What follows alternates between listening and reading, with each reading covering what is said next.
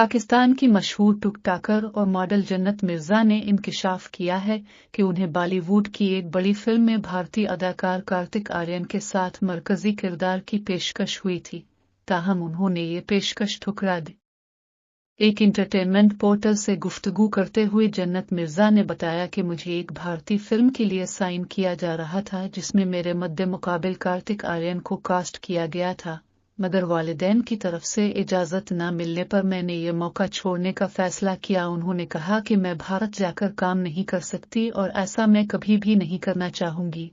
वालिदैन भी नहीं मानते और मजीद ये कि मेरा अपना दिल भी वहां जाकर काम करने पर आमादा नहीं था। इंटरव्यू में जन्नत मिर्जा ने बताया कि मैं फिल्म के बजाय टिकटॉक जैसे प्लेटफॉर्म्स को तरजीह देती हूं क्योंकि आज के नौजवान सिनेमा जाने के बजाय अपने घरों में बैठकर स्क्रोलिंग को तरजीह देते हैं। उनका कहना था कि आजकल के नौजवान टिकटॉक पर मुझे जब चाहें जहां चाहें देख सकते हैं, जबकि सिनेमा के टिकट बहुत महंगे हैं और हर कोई अपने पूरे खानदान के लिए अफोर्ड नहीं कर सकता। याद रहे कि जन्नत मिर्जा ने फिल्मी करियर का आगाज फिल्म तेरे बाजरे दी राखी से किया था, ताहम ये फिल्म बॉक्स ऑफिस पर खातिर खा कामयाबी हासिल न कर सकी।